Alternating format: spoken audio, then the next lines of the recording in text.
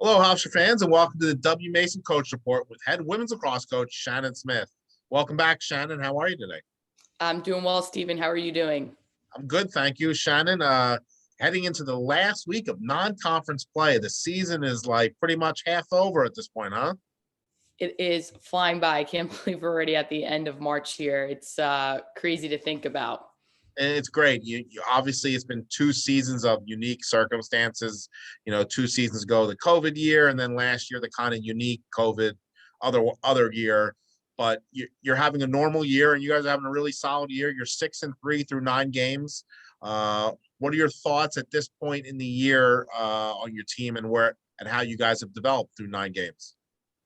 Yeah, just super proud of our team. I think we are getting better each week, and we've scheduled a really great non-conference schedule to help prepare us for our conference play and continue to grow. I think that this week is a really important week for us. Like you said, last non-conference week.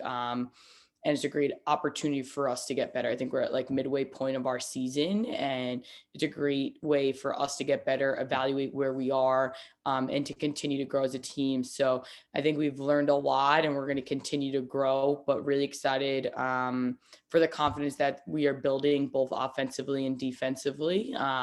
And with every win or loss, we have learned. So as long as we continue to grow, we want to be playing our best lacrosse in the month of April, right? When we're at our conference play. So excited about the growth and about a great opportunity that we have against this weekend against UConn.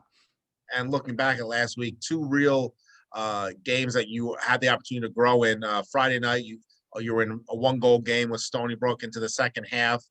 You saw some real positives out of that game, particularly Bryn Hepting, really solid defensively, and then on the draw controls.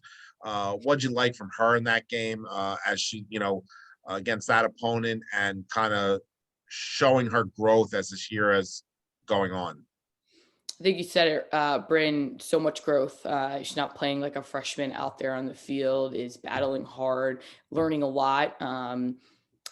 Our defenses, it's a lot with either man or zone. And I think Bryn is doing a really great job at learning, asking questions. And Amanda's done a really great job at mentoring her and getting her better on the defensive side. But I also think it's a testament to our upperclassmen and just brings attention to the smaller details and learning and growing quickly in those areas. And the draws is not an easy place to be, especially as a freshman on the circle, but she puts in a lot of extra work either after practice, during, or before to get better on that draw circle. So really proud of her. And obviously a tough loss for our team on Friday, but I thought that we were really competitive for probably almost 75% of that game.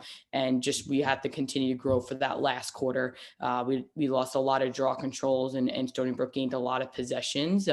And one thing that we learned was just we have to capitalize a little bit more on our offensive possessions. We can't always rely on our defense constantly to make stops. Because eventually when you're playing that much defense, another team is going to score. So proud of our team, and we have to continue to grow and get better. But I think that it's a great time for this growth to be happening and that loss to happen now rather than happen now than in April. And then Sunday, you took on another high-level opponent in Vanderbilt. What'd you see from your team in that game? You went really back and forth contests throughout the game. What would you see from your team against the Commodores?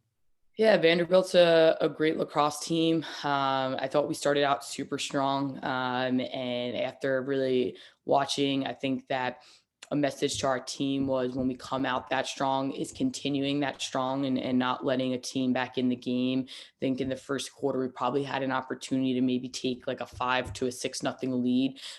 Instead, we just kind of held at that 3-0 part and allowed Vanderbilt back in. So I think for us, I thought our defense played really well. We had a little bit of a lull in the third quarter, but I think again this weekend we really took away a lot of kind of where's our holes right now in our defense. How can we get better in those areas?